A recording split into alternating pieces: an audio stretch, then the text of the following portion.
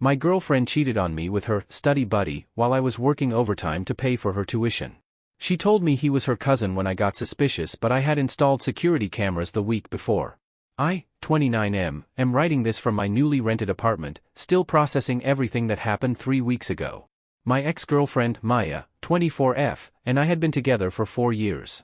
We met when she was a junior in college and I was working as a project manager at a construction company.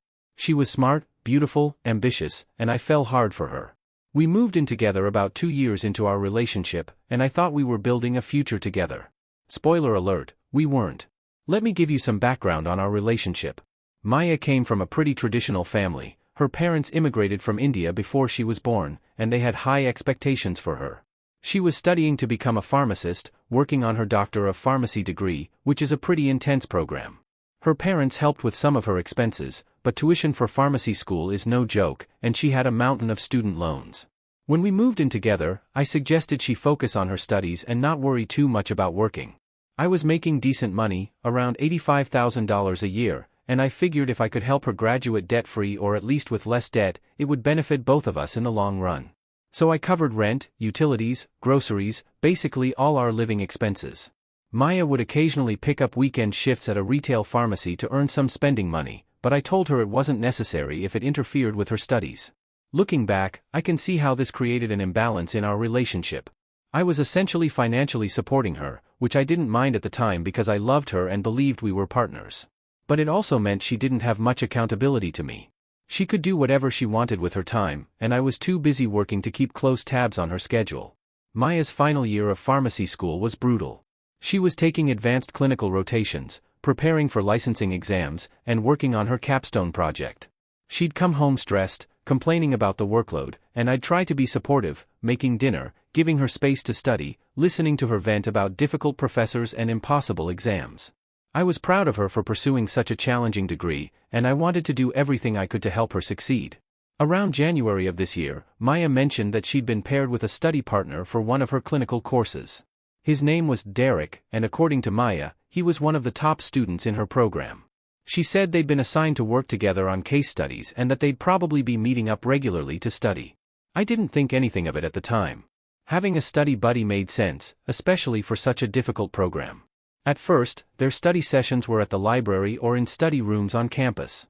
Maya would text me to say she'd be late getting home because she was meeting Derek to review material. Totally normal. But then in February, she started mentioning that Derek would be coming over to our apartment to study. She said it was more convenient since they could spread out their materials, make coffee, take breaks without worrying about library hours, etc. The first time Derek came over, I was at work. Maya sent me a text, "Derek's coming over to study today, hope that's cool." I responded that of course it was fine. It was her home too, and if she needed to study with a classmate, our apartment was as good a place as any. I figured I'd meet him eventually when I happened to be home during one of their study sessions. But that never happened. Every single time Derek came over, it was during the day while I was at work. Maya's clinical rotations had her schedule all over the place. Sometimes she'd have morning shifts, sometimes afternoons, sometimes full days. And Derek's schedule apparently aligned perfectly with hers, because they always seemed to have the same free time slots, which conveniently coincided with my work hours. By March, Derek was coming over to our apartment 2 or 3 times a week.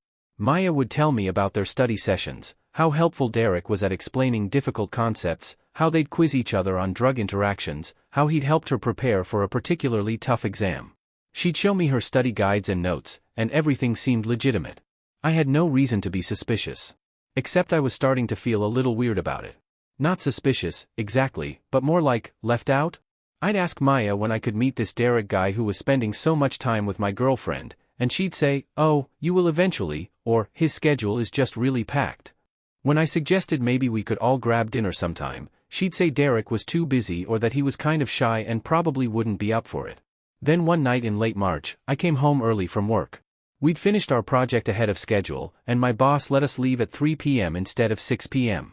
I was excited to surprise Maya, maybe take her out for an early dinner since she'd been so stressed with school. When I walked into our apartment, I immediately knew something was off. There was music playing, not Maya's usual study playlist, but something sultry and low. The living room was dim, with only one lamp on. And I could hear voices coming from the bedroom. My stomach dropped. I walked down the hallway and pushed open the bedroom door. Maya was in there with a guy I'd never seen before, tall, fit, Indian heritage like Maya. They were both fully clothed, but they were sitting really close together on our bed, and Maya's hand was on his arm. When I opened the door, they jumped apart like they'd been electrocuted. "Oh my God, babe!" Maya practically shouted. "You scared me. I didn't know you'd be home early." The guy stood up quickly, looking uncomfortable. He was holding what looked like a textbook, but the vibe in the room was not innocent study session. "Who's this?" I asked, even though I had a sinking feeling I already knew. "This is Derek. My study partner I've been telling you about," Maya said brightly, but her voice had a panicked edge to it. "Derek, this is my boyfriend, OP." "Hey man, nice to meet you," Derek said, extending his hand. I shook it automatically, still trying to process what I'd walked in on. "We were just reviewing pharmacokinetics," Maya explained quickly. "It's easier to study on the bed because we can spread out the materials. The desk is too small." I looked at the bed. There were a couple of textbooks and some notes, but it looked staged, like they'd grabbed whatever was nearby to create the appearance of studying. "Why was the music on?" I asked. "And why are the lights so low?" "Oh, I get headaches from the overhead lights when I study for too long," Maya said. "And the music helps me focus. You know that." I did know that Maya sometimes studied with music, but this particular song, Earned It by The Weeknd, was not study music. This was the kind of song that played during the sex scenes in movies. But I didn't say any of that. Derek looked like he wanted to disappear, and Maya was doing her best to seem normal, and I felt like I was being paranoid. Maybe I was reading too much into the situation. Maybe they really were just studying. "Cool," I finally said. "Well, I'm going to change and then start on dinner. You guys want anything?" "Oh, Derek was just leaving," Maya said quickly. "Right, Derek?" Yeah, I should get going," Derek agreed immediately. He grabbed his backpack, stuffed his textbook into it, and was out the door within 2 minutes.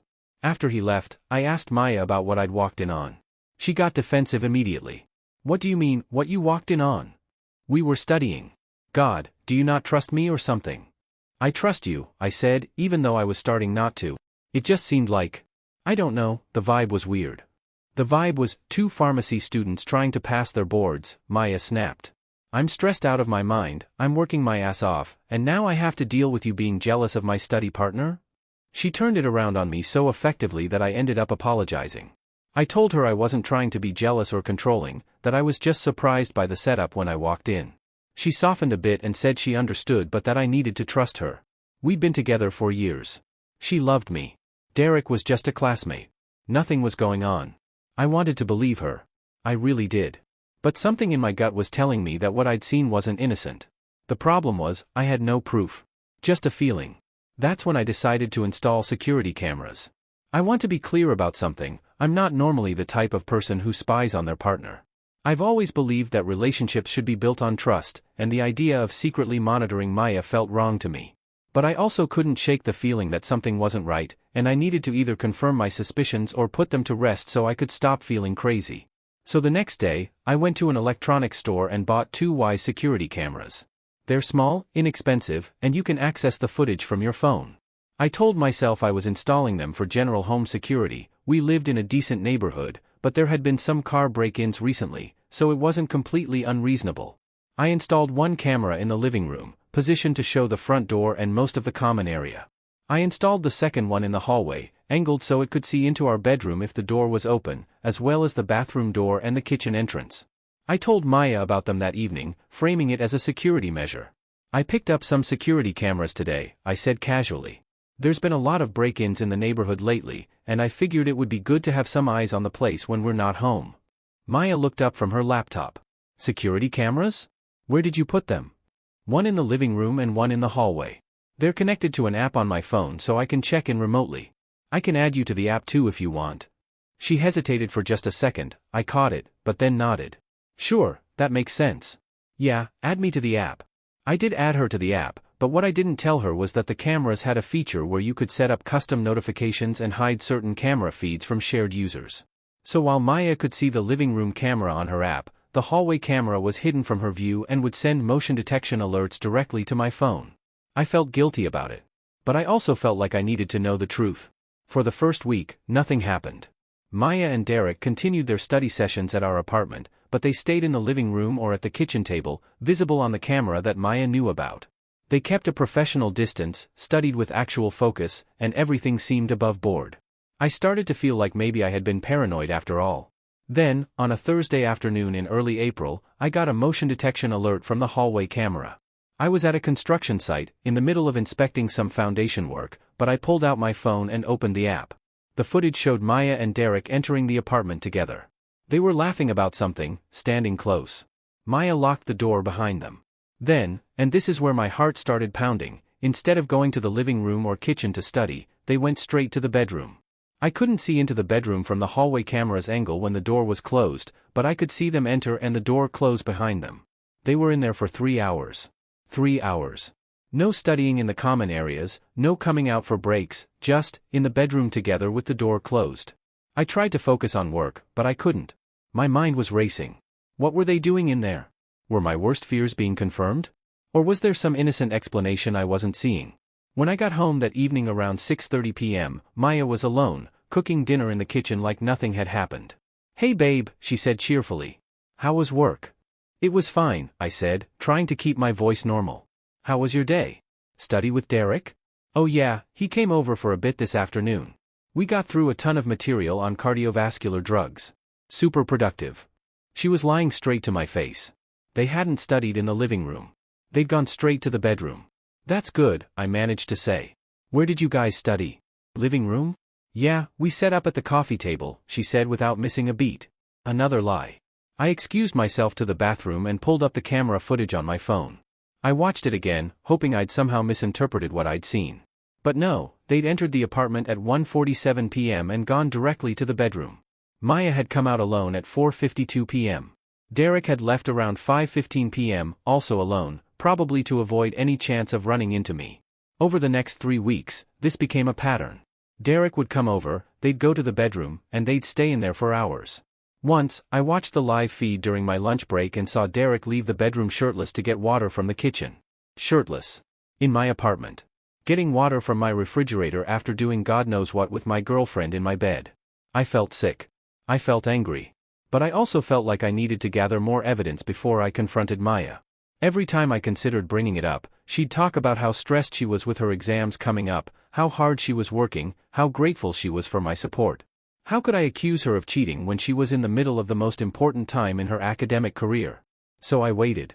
And I saved every single video clip from the security camera.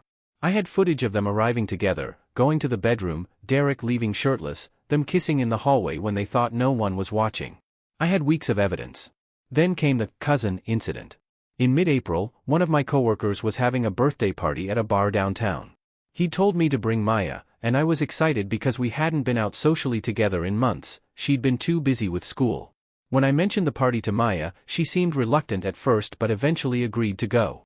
We got to the bar around 8 p.m. My coworkers were already there, drinking and chatting. I introduced Maya around, got us drinks, and we settled into a booth.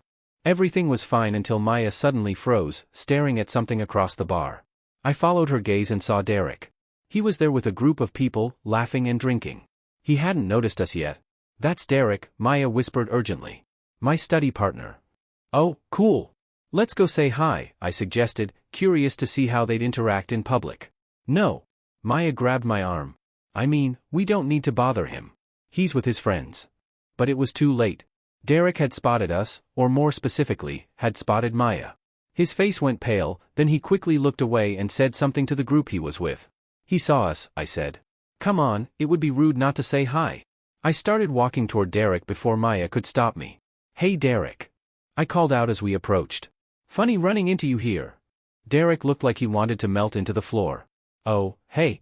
OP, hey Maya. What a surprise." "Yeah, crazy coincidence," Maya said with a strained smile.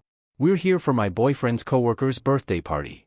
The word boyfriend was emphasized in a way that felt deliberate, like she was reminding Derek, and maybe me, of what our relationship was supposed to be. Cool, Derek said awkwardly. He gestured to a woman standing next to him. "This is my girlfriend, Priya." My girlfriend. The words hit me like a truck. Derek had a girlfriend. And judging by the way Priya was looking at Maya with barely concealed hostility, she knew exactly who Maya was. "Nice to meet you," I said to Priya, extending my hand. She shook it but didn't smile. "Oh, you're OP," Priya said coolly. "I've heard a lot about you." That was weird. Why would Derek's girlfriend have heard about me? Unless Derek had been talking about the situation, which would mean. We made awkward small talk for another minute before Maya grabbed my arm and said we should get back to our group. As we walked away, I glanced back and saw Priya absolutely laying into Derek, pointing her finger at his chest while he tried to explain something. Later that night, after we'd gotten home and gone to bed, I asked Maya about it. "That was weird, right? Running into Derek like that?" "Yeah, super weird," Maya agreed. She was facing away from me in bed, her voice muffled by the pillow. "He has a girlfriend. Apparently. Did you know that? He might have mentioned it once or twice. I don't really know much about his personal life. We just study together." Something about the way she said it felt off, but I was too tired to push it that night. I filed it away in my mental list of suspicious things. The next afternoon, I got another motion alert from the hallway camera. Derek was at our apartment again. But this time, when they came out of the bedroom after 2 hours, I saw something that made my blood boil. They were kissing. Making out in my hallway like teenagers. Derek had Maya pressed against the wall, his hands in her hair, and she was kissing him back enthusiastically. They were all over each other. When they finally broke apart, Maya said something I couldn't hear, and Derek laughed and kissed her again. I saved the video. I watched it 3 times, feeling angrier each time. There was no ambiguity here. No innocent explanation. My girlfriend was cheating on me with her study buddy, and she'd been lying about it for months. I wanted to confront her immediately. I wanted to drive home and kick Derek out and tell Maya exactly what I thought of her. But something stopped me. Maybe it was pride. Maybe it was the desire to expose her in the most devastating way possible. Or maybe I just wanted to wait until I had every piece of evidence I needed to make sure she couldn't lie her way out of it. Maya's graduation was scheduled for May 15th. Her parents were flying in from California. Her younger brother was coming. Some aunts and uncles were planning to attend. And Maya's mom had been planning a big graduation party at our apartment for the Saturday after the ceremony. She'd been coordinating with me for weeks, what food to order, who to invite, decorations, everything. I decided to wait until the graduation party. Let Maya have her moment. Let her walk across that stage and get her pharmacy degree. Let her family gather to celebrate her achievement. And then I'd show everyone what she'd really been doing during her study sessions. Was it petty? Absolutely. Was it cruel? Probably. Did she deserve it? I thought so. The weeks leading up to graduation were surreal. I continued to act like everything was normal. I congratulated Maya on finishing her final exams. I helped her mom plan the party. I ordered a custom cake that said, "Congratulations, Dr. Maya." I bought Maya a beautiful necklace as a graduation gift, a pendant in the shape of a mortar and pestle, the symbol of pharmacy. I smiled and played the role of the supportive boyfriend while secretly compiling a highlight reel of security footage showing my girlfriend's affair. Maya continued seeing Derek right up until graduation. They were careful, no more kissing in the hallway where the camera could see, but I could track their pattern. He'd arrive, they'd go to the bedroom, hours would pass, he'd leave. Sometimes she'd come out looking disheveled, her hair messy, wearing different clothes than she'd had on when he arrived. I also did some digging into Derek's situation. I found his Instagram. He was easy to identify once I had his first name and knew he was in Maya's pharmacy program. He'd been with Priya for 2 years. 2 years. There were photos of them together at family events, on vacations, celebrating anniversaries. And based on Priya's reaction at the bar, I was pretty sure she suspected something was going on between Derek and Maya. I felt bad for Priya. She was being cheated on too, just like me. I briefly considered reaching out to her, but I decided against it. I'd address everything at the party. Graduation day arrived. The ceremony was at the big arena downtown, and I sat with Maya's family in the stands, watching as she walked across the stage in her white coat to receive her degree. Her parents were beaming with pride. Her mom cried.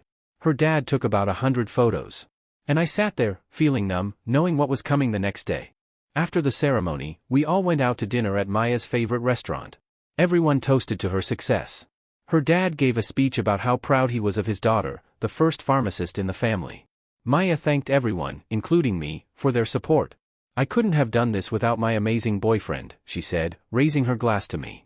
"He's supported me financially and emotionally through the hardest 4 years of my life. I'm so lucky to have him." Everyone awed and clinked glasses. I smiled and nodded, and I felt like the biggest fool in the world. Here I was, being thanked for bankrolling my girlfriend's education while she was screwing her study partner in the bed I paid for. The next day was the party. Maya's mom had gone all out. Our apartment was decorated with gold and white balloons, there was a catering spread of Indian food, the custom cake was beautiful, and about 40 people were crammed into our living room and spilling out onto the patio. Maya was in her element, wearing a beautiful blue dress, her hair and makeup perfect, greeting guests and accepting congratulations. She looked so happy. So accomplished. So innocent. I'd set up a laptop connected to our TV under the guise of showing a surprise video tribute I'd made for Maya. Her mom was thrilled when I told her about it, said it was such a thoughtful idea. I'd queued up the security footage, edited down to a greatest hits compilation of about 8 minutes, and had it ready to play. Around 7 p.m., when most of the guests had arrived and everyone had eaten, Maya's mom clinked a glass to get everyone's attention. "Thank you all so much for coming to celebrate our brilliant daughter," she announced. "We're so proud of Maya and everything she's accomplished. And OP has put together a special video tribute to Maya that he'd like to share with everyone." "Op?" Everyone turned to look at me expectantly. Maya looked surprised but pleased, clearly thinking this was going to be some sweet montage of photos from her childhood to now. "Thanks, Mrs. Patel," I said, standing up. My heart was pounding, but my hands were steady as I picked up the laptop. I did put together a video, but I need to warn everyone that it's not exactly what you might expect. "Maya, before I play this, is there anything you want to tell me? Anything at all? Last chance." Maya's smile faltered. "What? What do you mean? I'm giving you an opportunity to be honest with me and with everyone here. Is there anything about the last few months you'd like to share?" The room had gone quiet. People were looking between Maya and me, confused. Maya's face had gone pale. What are you talking about?" "Okay then," I said. I turned on the TV and hit play. The video started with a title card, Maya's Study Sessions with Derek, a documentary. Then the footage began. The first clip showed Maya and Derek arriving at the apartment together, laughing, very close. The timestamp was visible in the corner. They went straight to the bedroom. Gasps rippled through the room. Maya's mom said, "What is this?" The next clip showed Derek leaving the bedroom shirtless, getting water from the fridge. More gasps. Then came the hallway kissing scene. Full, undeniable, passionate kissing. Derek's hands all over Maya. Maya's hands in Derek's hair. No room for misinterpretation. "Oh my God," someone whispered. Maya was frozen, staring at the TV in horror. "Turn it off," she said weakly. "Please, turn it off." "Why?" I asked. "We're just getting to the good parts. Look, here's where you told me you and Derek were studying in the living room, but the footage shows you went straight to the bedroom and didn't come out for 3 hours." More clips played. Different days, same pattern. The timestamps proved this had been going on for weeks. Maya's mom was crying. Her dad looked like he might have a stroke. Her brother was staring at Maya with disgust.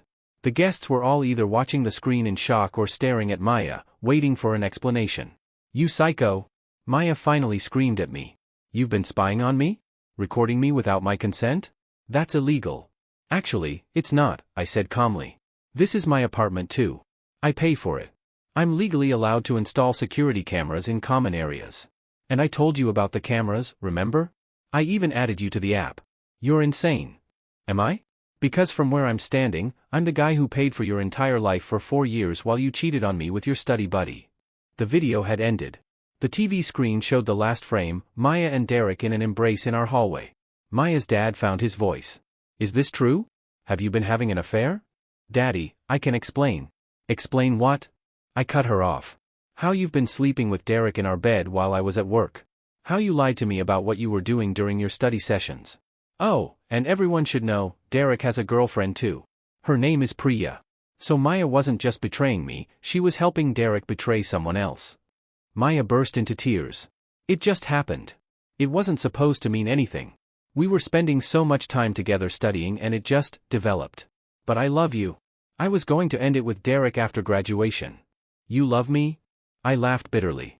"You love my wallet. You love having someone to pay your bills while you screw around with someone else. That's not fair.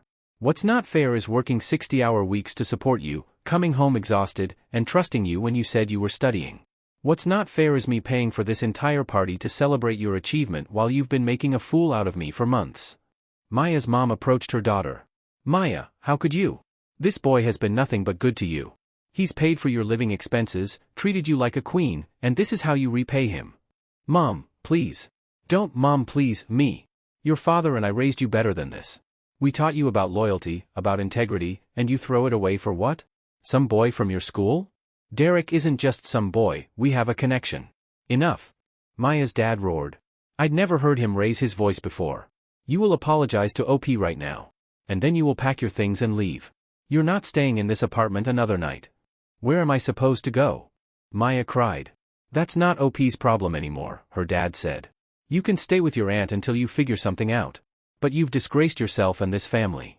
The party cleared out pretty quickly after that. Guests filed out awkwardly, not making eye contact. Maya's extended family looked mortified. A few people patted me on the shoulder sympathetically on their way out. Maya's mom pulled me aside before they left. I am so sorry, she said, tears streaming down her face. We had no idea. If we had known, we would have said something. You've been such a good partner to Maya, and she's thrown it away. It's not your fault, Mrs. Patel, I said. Please don't judge our whole family by her actions. Her father and I, we're horrified. After everyone left, it was just Maya and me in the apartment, surrounded by party decorations and half-eaten food. You humiliated me, Maya said quietly. She wasn't crying anymore, she just looked defeated. In front of my entire family. In front of everyone I know. You humiliated yourself, I corrected her.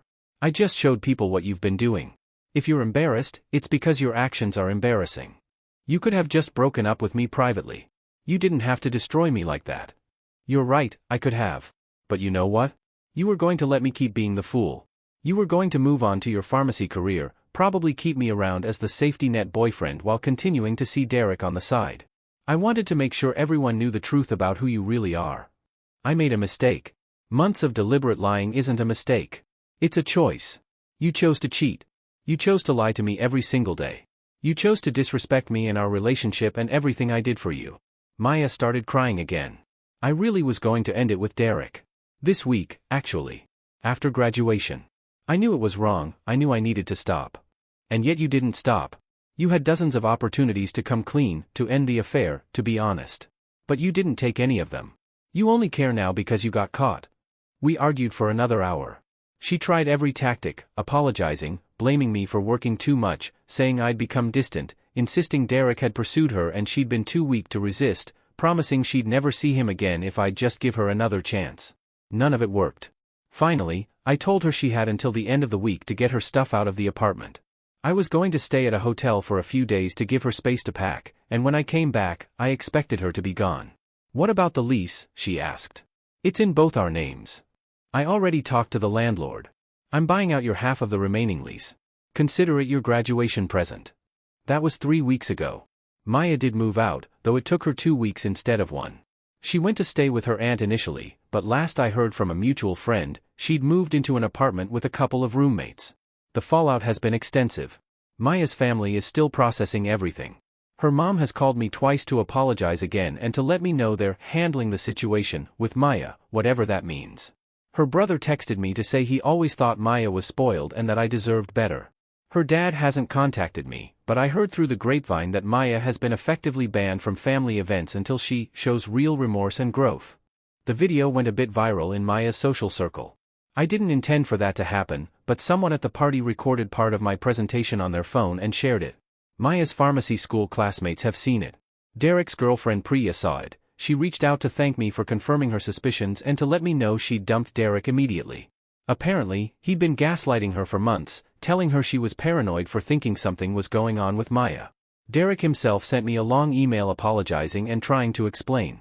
He said he knew what he did was wrong, that he got caught up in something he shouldn't have, that he never meant to hurt anyone. I didn't respond. I don't care about Derek's guilt or his excuses. He can live with what he did. Maya has tried to contact me several times. First, she was apologetic. Then she got angry, threatening to sue me for invasion of privacy. Her lawyer told her she didn't have a case. Then she went back to apologetic, begging for another chance. I've blocked her number now. There's nothing left to say. Some people have told me I went too far with the public reveal. That I could have just broken up with Maya privately and moved on. That publicly humiliating her at her graduation party was cruel and unnecessary. And maybe they're right. Maybe I could have handled it differently. But here's the thing, Maya was perfectly content to keep lying to me indefinitely. She was going to let me keep paying her bills, keep supporting her, keep being the faithful boyfriend while she carried on her affair. If I'd confronted her privately, she would have lied. She would have cried and apologized and promised it would never happen again, and then she would have just gotten better at hiding it. By exposing her publicly, I made sure everyone knew the truth. Her family knows what kind of person she really is. Her friends know. Derek's girlfriend knows. And most importantly, I know that I'm not the bad guy here. I'm not the one who should feel ashamed. I'm doing okay now, all things considered. I moved into a smaller apartment that I can afford more comfortably on my own. I've been working on myself, hitting the gym, hanging out with friends more, seeing a therapist to process everything. The therapist has been helpful in working through the anger and betrayal I feel.